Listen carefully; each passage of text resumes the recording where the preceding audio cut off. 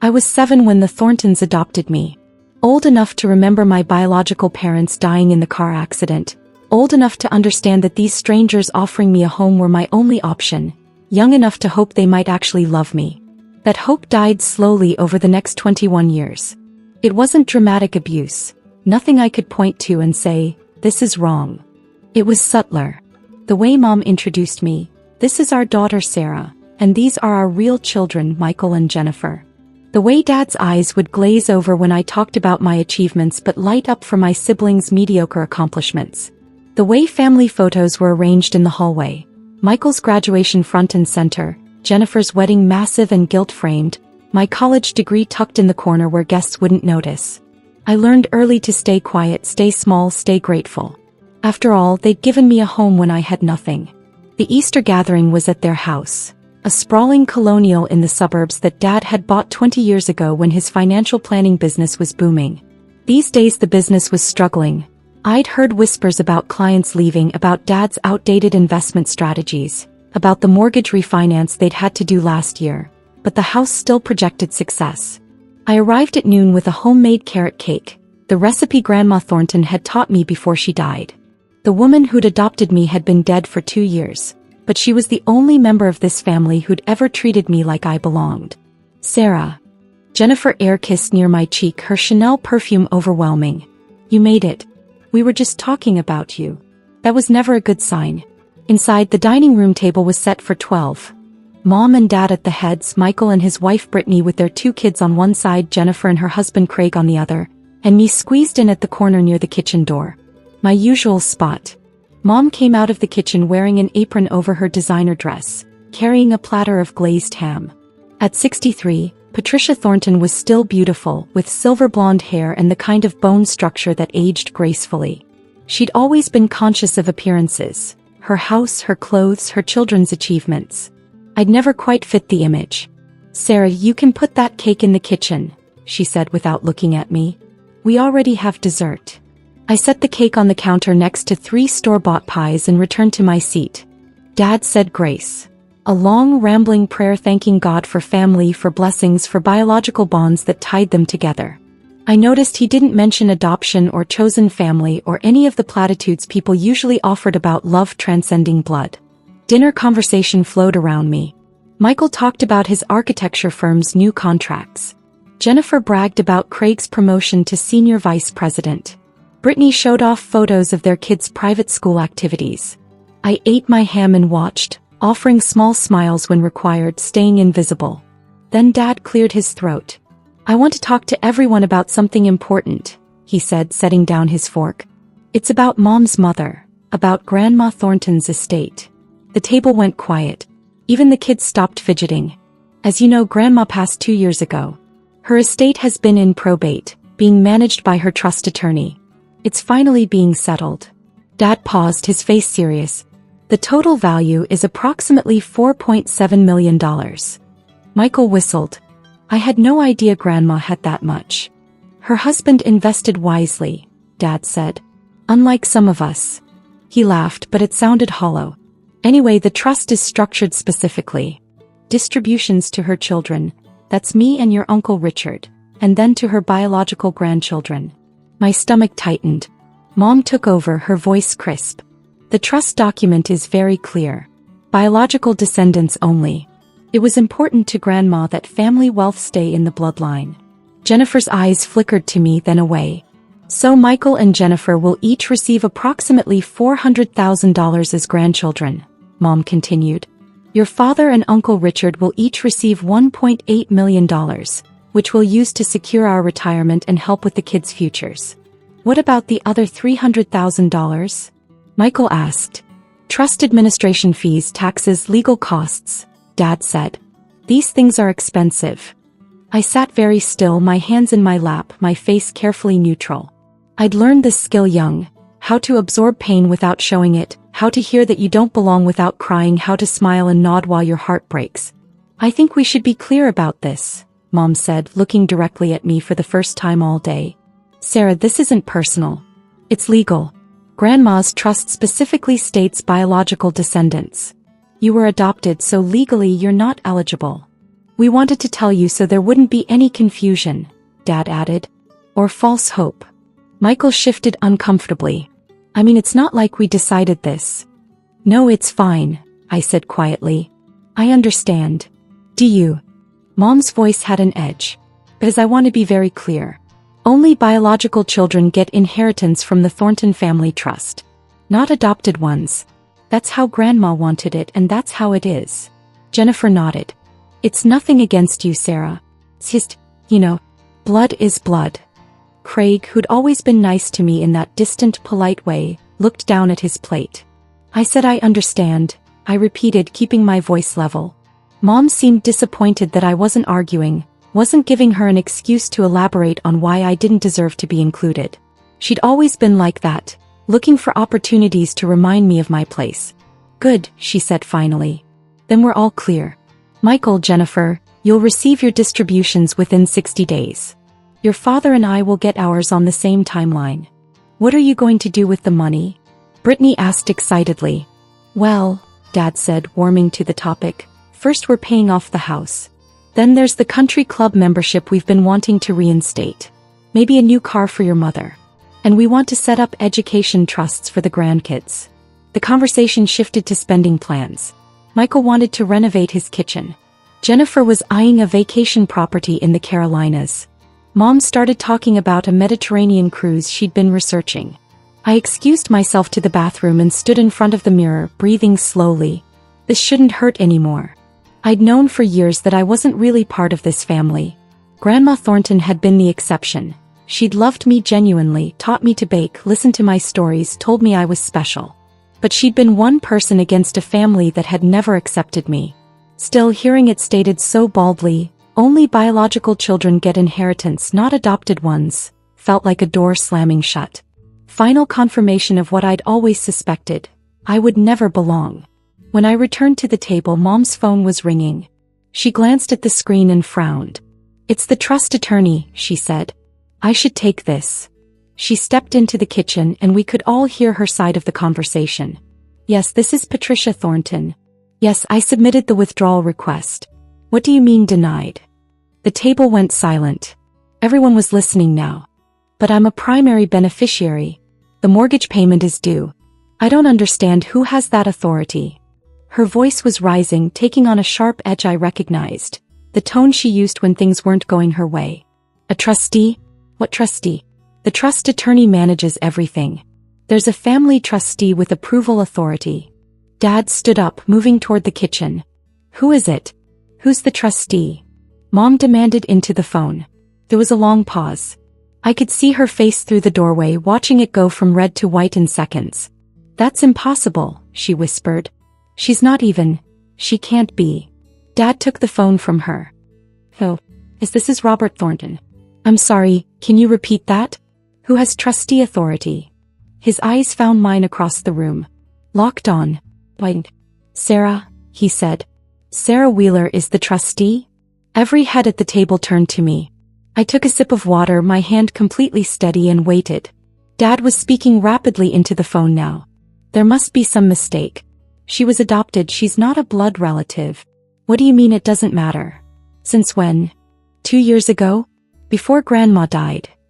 He pulled the phone away from his ear, staring at it like it had betrayed him, then slowly returned to the table and sat down heavily. The trust attorney says, he began, his voice hollow, that Sarah was appointed family trustee by Grandma Thornton 6 months before she died. She has final approval authority on all distributions, withdrawal requests, and trust decisions. The silence was absolute. Michael broke it.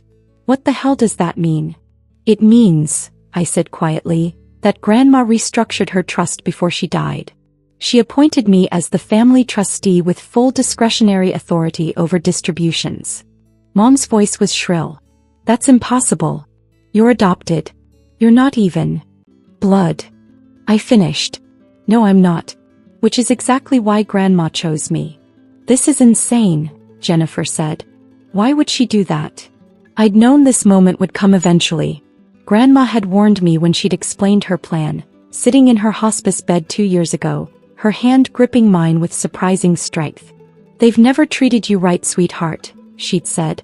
I've watched them dismiss you, exclude you, make you feel less than. Breaks my heart. So I'm giving you something they can't take away. Power. Complete control over the family trust. They'll have to come to you, respect you, treat you with the dignity you deserve. Or they'll get nothing. I tried to refuse. Told her I didn't want to be the cause of family drama, that I could handle being excluded. She'd squeezed my hand harder. This isn't about revenge, Sarah. It's about teaching them that love and family aren't about biology. You've shown me more devotion, more care, more genuine affection in the 10 years I've known you than my own children and grandchildren combined. You deserve to be protected. And they deserve to learn what real family means.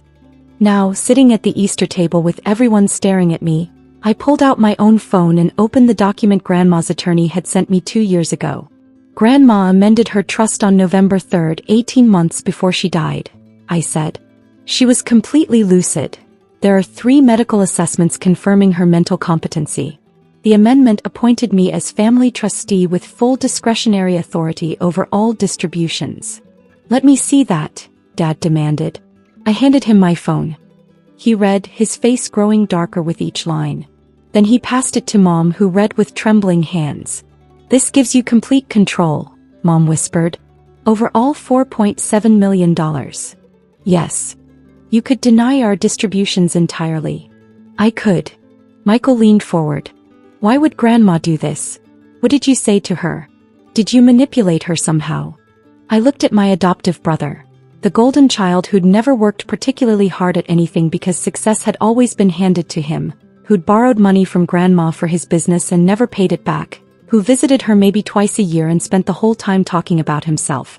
I didn't say anything, I replied calmly. I just showed up. Every Sunday for the last 5 years of her life. I brought groceries, helped her manage her medications, drove her to doctor's appointments, sat with her watching her favorite shows, listened to her stories, learned her recipes, loved her. We visited her, Jennifer protested. You visited her on Christmas and Thanksgiving. Sometimes on her birthday if it was convenient.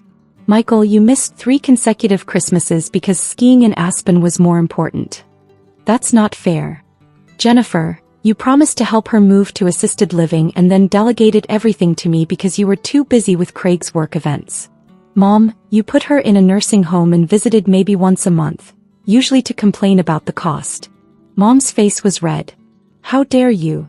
I dare because it's true, I said, my voice still quiet but firm. And Grandma noticed. She noticed who cared about her and who cared about her money. So she made a decision. Dad was rereading the document. This is dated 2 years ago. You've known about this the entire time. You let us talk about the inheritance, make plans, never said a word. You never asked. You just assumed, like you always assume, that I don't matter, that I'm not really part of this family, that decisions get made without including me. So what? Michael said, his voice hard. You're going to deny us our inheritance? Grandma's biological grandchildren? To prove some petty point. I met his eyes. Actually, Michael, I was planning to approve your distributions. All of them. Despite everything, I'm not interested in punishing anyone. The tension in the room eased slightly. But that was before today, I continued. Before Mom made it crystal clear that only biological children get inheritance, not adopted ones. Before everyone at this table agreed that blood is what matters, not love or commitment or years of showing up. Mom's phone rang again. She answered, her voice tight. Yes. No, I'm not calm. What do you mean pending trustee approval? How long does that take? She's sitting right here. Yes, I understand. She hung up and looked at Dad. The mortgage payment. It's due in 3 days. If we don't pay, they start foreclosure proceedings. Use savings, Dad said. We don't have enough. We were counting on the trust distribution to cover it. The attorney says the trustee has to approve any emergency withdrawals. All eyes turned to me again. Sarah, Dad said, his tone shifting to something that might have been conciliatory if it wasn't so obviously forced. I think we've all gotten a bit emotional here. Family disagreements happen. But surely you understand we need that distribution. Our home is at stake. I understand that's a problem, I said. So you'll approve the withdrawal? I'm considering it. Mom's voice was desperate now. Sarah, please. We raised you. Gave you a home when you had nothing. Doesn't that count for something? I looked at her. This woman who'd given me a roof over my head but never a place in her heart, who'd fed me but never nourished me, who'd tolerated my presence but never celebrated my existence. It counts for a lot, I said honestly. You gave me stability when I needed it. I'm grateful for that. But you also spent 21 years making sure I knew I was temporary, peripheral, not really yours. You introduced me as the adopted one well into my 20s. You excluded me from family decisions, family photos, family pride. You made sure I understood that blood mattered more than anything I could ever do or be. We never said that, Jennifer protested weakly. You said it today. Explicitly. Only biological children get inheritance, not adopted ones. Those were your exact words, Mom. So here's my question. Why should I help you now? By your own definition, I'm not real family. So this isn't really my problem, is it? The color drained from Dad's face. You can't be serious. I'm completely serious. You've spent decades telling me, sometimes with words, usually with actions, that I don't really belong. That I should be grateful for scraps. That I'll never be as important as the biological children. So why would I prioritize your needs now? Michael stood up. This is blackmail. No, I said calmly. Blackmail would be demanding something in exchange for approval. I'm not demanding anything. I'm simply reflecting on whether I want to help people who've made it clear I'm not really family. Craig spoke up for the first time. Maybe we should all take a breath here. Stay out of this, Jennifer snapped at her husband. Mom was crying now, mascara running down her cheeks. Sarah, I'm sorry if we made you feel unwelcome. But this is our house. Our retirement. You can't just... I can actually, I said. That's what trustee authority means. Complete discretionary control. I can approve or deny any request for any reason or no reason. That's what Grandma set up. She was trying to protect you, Dad said suddenly, his voice hollow. From us. Everyone looked at him. Don't you see, he continued. Mother knew how we treated Sarah. She was protecting her. Making sure we couldn't cut her out, couldn't ignore her, couldn't treat her as less than. She gave Sarah the power because she knew we'd never give her respect any other way. Mom's sobs grew louder. I waited, letting the truth settle over the room like snow. Finally I spoke. Grandma told me something before she died. She said family isn't about biology. It's about showing up. Being present. Caring when it's inconvenient. Loving someone not because you have to, but because you choose to. She said I'd shown her more real family love than anyone else in her final years. So what do you want? Michael asked bitterly. An apology? Groveling. I don't want anything, I said. That's the point. I don't need your money, your approval, or your acceptance anymore. Grandma left me something more valuable than inheritance. She left me the truth. That I was always enough, always worthy, always deserving of love. You couldn't see it, but she could. Jennifer was crying too now. This isn't fair. No, I agreed. It's not. It wasn't fair when you all went to Jennifer's beach house last summer and didn't invite me. It wasn't fair when Michael borrowed my car and returned it with an empty tank and a dent he never mentioned. It wasn't fair when Mom and Dad paid for your weddings, your down payments, your children's private schools while I worked 3 jobs to pay off student loans. Life isn't fair. But Grandma tried to balance the scales a little. Dad's phone buzzed. He looked at it and closed his eyes. The bank. Reminder about the mortgage payment. Mom grabbed my hand across the table, her grip desperate. Please, Sarah. I'm begging you. We'll lose everything. I looked down at her hand. The hand that had never held mine in comfort, never patted my shoulder in pride, never touched me with genuine affection. But it was trembling now, and she was my mother in the only way that legally mattered, and I wasn't cruel. I'll approve an emergency withdrawal, I said. Enough to cover your mortgage payment and 3 months of expenses. Relief flooded her face. But, I continued, there are conditions. The relief turned to wariness. First, the full distribution you were expecting, the $1.8 million, will be restructured. You'll receive $150,000 annually for 10 years instead of a lump sum. That's still $1.5 million total, minus administrative fees. The reduced amount is a consequence of today's declaration about adopted children not deserving inheritance. Dad started to protest, but I held up my hand. Second, Michael and Jennifer's distributions will also be restructured. $40,000 annually for 10 years each. That's $400,000 total, exactly what you were originally promised. But spread out to ensure you don't blow through it in 2 years. You can't do that, Michael said. I absolutely can. It's called trustee discretion. Grandma specifically gave me this authority because she worried about exactly this kind of financial irresponsibility. What about the rest of the money? Jennifer asked.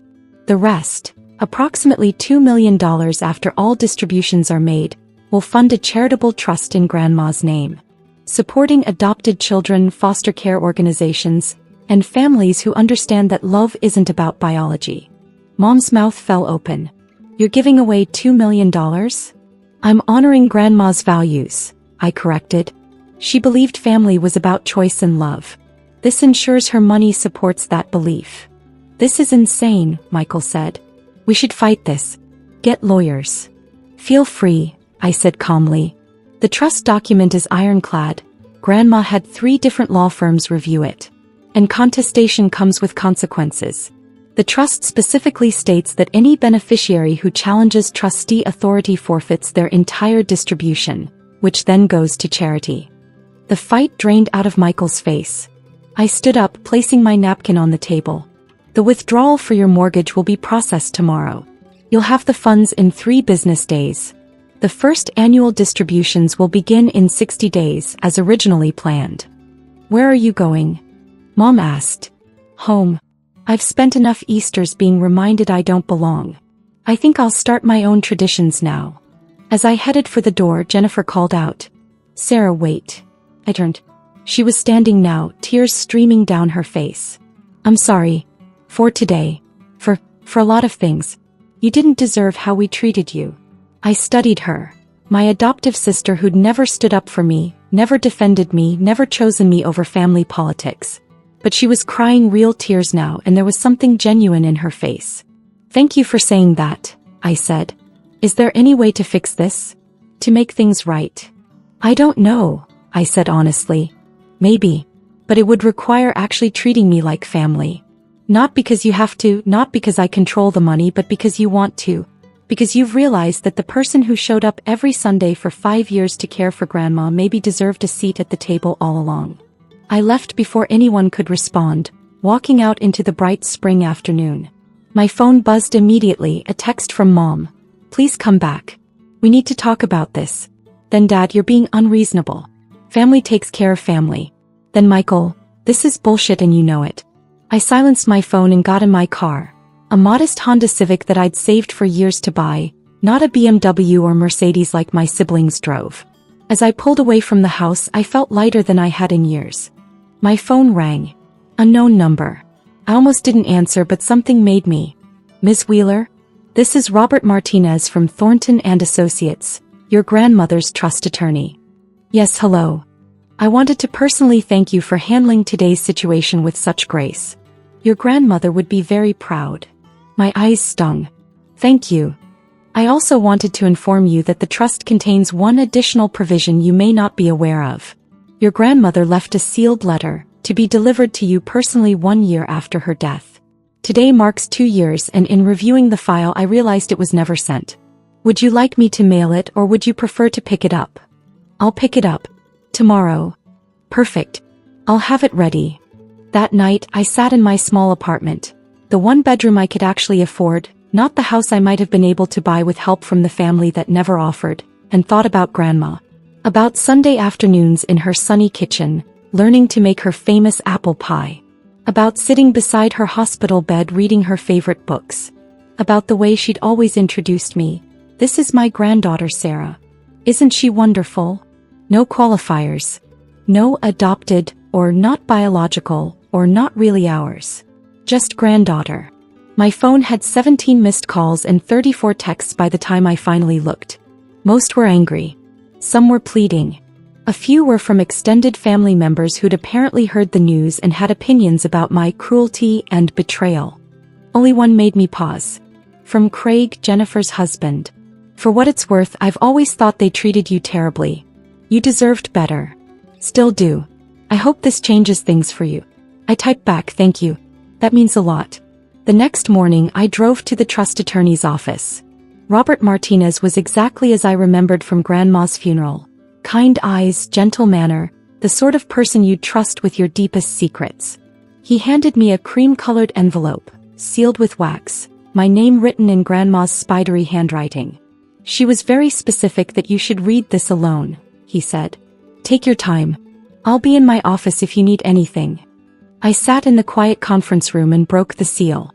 My dearest Sarah, if you're reading this, I've been gone at least a year, and you've likely encountered the reality of the trust structure I created. I hope you understand why I did what I did. I watched my family treat you like a second-class member for years, and it broke my heart every time. You deserved so much better than Patricia's cold tolerance, Robert's indifference, and your siblings' casual cruelty. But you handled it with such grace, such strength, such quiet dignity. That's why I chose you. Not to punish them, though perhaps they deserve it. But to protect you.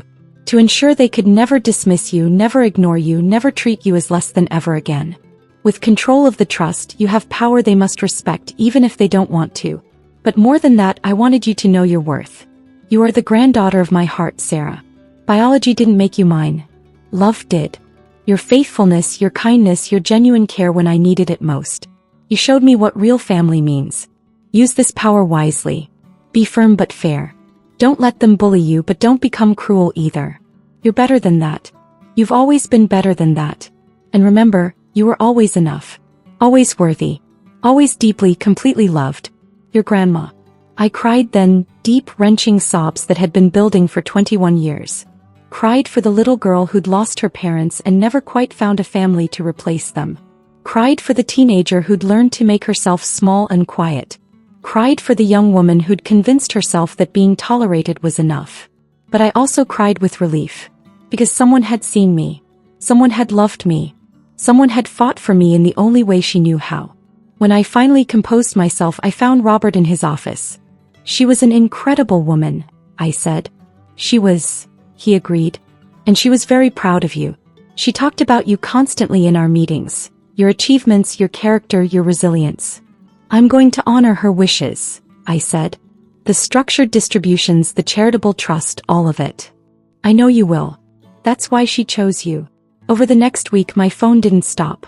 The family had apparently hired their own attorney to review the trust, only to be told exactly what I'd said. It was ironclad, I had complete authority, and challenging it would result in forfeiture. Dad called, his voice weary. We received the emergency funds. Thank you. You're welcome. The attorney says we can't fight this. No, you can't. There was a long pause. Your grandmother was very clever. She was protecting me from you, I said. All of you. Because she knew you'd never change unless you had to. Will you ever forgive us? The question surprised me. I don't know, Dad. Maybe. But forgiveness isn't the same as trust, and trust has to be earned. What would that look like? Earning your trust. Treating me like family, I said. Not because I control the money, but because you actually want to. Inviting me to things. Including me in decisions. Introducing me without qualifiers. Caring about my life the way you care about Michael's and Jennifer's. That seems reasonable. It should have been the baseline all along, I said and hung up. 3 weeks later, Jennifer called. We're having a barbecue this weekend. Small thing, just family. Would you want to come? Why? I asked. Because you're my sister. And I want you there. Not because you need something from me? No. Just because. I went. It was awkward at first. Everyone dancing around the obvious tension, unsure how to act now that the power dynamics had shifted. But Craig made an effort to include me in conversation. Jennifer asked genuine questions about my work with foster families. Even Michael, though stiff, managed a few civil exchanges. Mom watched from the kitchen window, her face unreadable. As I was leaving, she walked me to my car. I need to say something, she began. I waited. I was wrong. About adoption, about blood, about what makes family. You were always my daughter. I should have treated you like it. Why didn't you? She looked away. I was afraid. Afraid you'd never really be mine, that you'd always love your biological parents more, that I couldn't compete with a memory. So I kept distance. Protected myself. And in doing so, I lost something precious. It was the most honest thing she'd ever said to me. "I can't promise to forget everything," I said, "but I'm willing to try moving forward. If you really mean it." "I do," she said. "I really do." It wasn't a fairy tale ending. Trust rebuilt slowly, if at all. But tentatively, carefully, something began to shift. Invitations came more regularly. Conversations went deeper. The family photos in the hallway got rearranged. My college graduation moved to a more prominent spot, right next to Michael's and Jennifer's. The first annual distributions went out as promised. Michael grumbled but accepted his restructured amount. Jennifer used hers to pay down debt, which I privately thought Grandma would have approved of. Mom and Dad covered their mortgage and started actually budgeting for the first time in years. And I set up the charitable trust, the Evelyn Thornton Foundation for Adoptive Families, with the mission of supporting children who needed to know they were chosen, wanted, loved. On what would have been Grandma's 88th birthday, I visited her grave with fresh flowers and her favorite cookies, which I'd learned to make perfectly. "I hope I'm doing this right," I whispered to the headstone. "I'm trying to be fair. Trying to honor what you wanted." The wind rustled through the trees and I imagined I could hear her voice. "You're doing beautifully, sweetheart. You always were my favorite." I smiled through my tears. "I know, Grandma. I know." In the end, she'd given me something more valuable than money. She'd given me proof that I mattered, that I was worthy, that I was loved. She'd given me power, yes, but more importantly, she'd given me validation. And she taught my family a lesson they'd needed for 21 years, that real family isn't about blood. It's about showing up, day after day, choosing love over convenience, choosing connection over biology. It was a lesson they were finally, slowly beginning to learn. And it was a lesson I'd carry with me forever.